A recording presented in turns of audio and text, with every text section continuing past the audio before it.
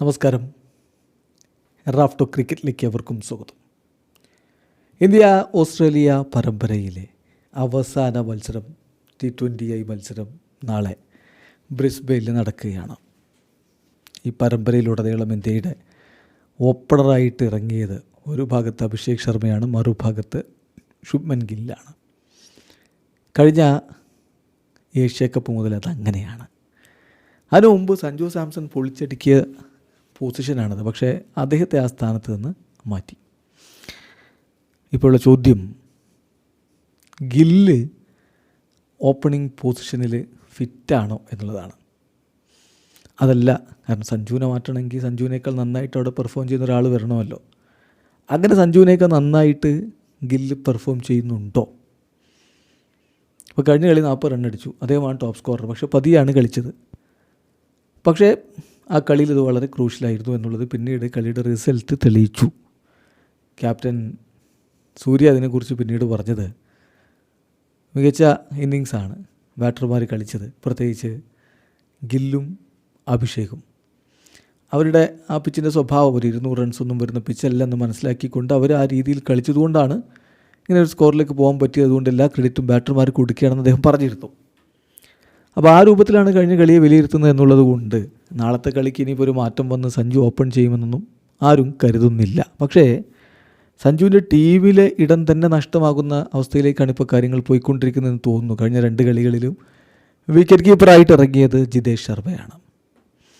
Middle ഓർഡറിൽ സഞ്ജുവിനേക്കാൾ നന്നായിട്ട് Jithesh ശർമ്മയ്ക്ക് finish ചെയ്യാൻ പറ്റുമെന്നുള്ളതാണ് പൊതുവെ വിലയിരുത്തപ്പെടുന്നത്. സഞ്ജു ഓപ്പണായിട്ട് തന്നെ കളിക്കണം. ഓപ്പണിംഗ് പൊസിഷനിൽ സഞ്ജു തന്നെയാണ് കൂടുതൽ ബെറ്റർ എന്നുള്ളത് കണക്കുകൾ തെളിയിക്കുന്നതാണ്. അപ്പോൾ മുമ്പ് ഞാൻ ഈ കാര്യം പറഞ്ഞ കുറേ ആൾക്കാരുണ്ട്, എടോ ഇതിനു മുമ്പും സഞ്ജു മിഡിൽ ഓർഡറിലൊക്കെ ഒരുപാട് കളിച്ചിട്ടുണ്ടെന്ന്.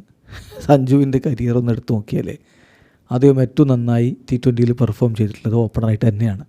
അതിന് ആര് അംഗീകരിക്കാൻ പഠിച്ചാലും കണക്കുകൾ കള്ളം പറയില്ല. കണക്കുകൾ നോക്കാം നമുക്ക്. ശുഭ്മൻ ഗില്ലിൻ്റെയും സഞ്ജുവിൻ്റെയും as an opener in T20 എന്നുള്ള കണക്ക് നോക്കാം. ശുഭ്മൻ ഗില്ല് 32 മത്സരങ്ങളിലാണ്, T20 മത്സരങ്ങളിലാണ് ഓപ്പണറായിട്ട് ഇറങ്ങിയത്. സഞ്ജു സാംസൺ 17 മത്സരങ്ങളിലും.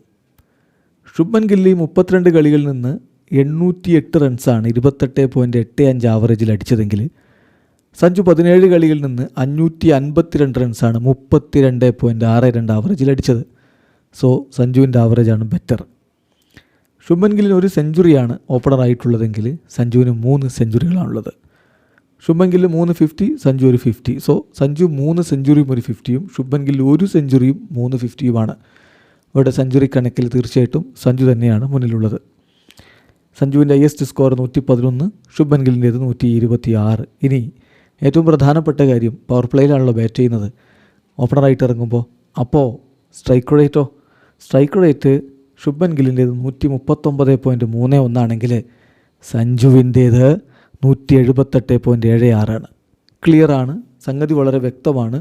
ഗില്ലിനേക്കാൾ എന്തുകൊണ്ടും ഓപ്പണിംഗ് പൊസിഷനിൽ യോജിച്ചത് സഞ്ജു തന്നെ. പക്ഷേ മറ്റ് ചില പരിഗണനകളുണ്ട്. നീണ്ട കാലത്തേക്ക് ഇന്ത്യയുടെ ഓൾ ഫോർമാറ്റ് ക്യാപ്റ്റനായിട്ട് വാഴിക്കാനുള്ളതാണ് ഗില്ലിനെ. ആ രൂപത്തിലാണ് ഇപ്പോൾ കാര്യങ്ങൾ പോയിക്കൊണ്ടിരിക്കുന്നത്. സഞ്ജുവിന് അദ്ദേഹം അർഹിക്കുന്ന ഓപ്പണിംഗ് സ്പോട്ട് തിരികെ കിട്ടാനുള്ള സാധ്യത വളരെ കുറവാണ്. നിങ്ങളുടെ അഭിപ്രായം കമൻറ്റ് ബോക്സ് രേഖപ്പെടുത്തുക. വീഡിയോ അവസാനിക്കുന്നു. ക്രിക്കറ്റ് ലോകത്തെ കൂടുതൽ വിശേഷങ്ങളുമായി റാഫ്റ്റോക്സിൽ എത്താം.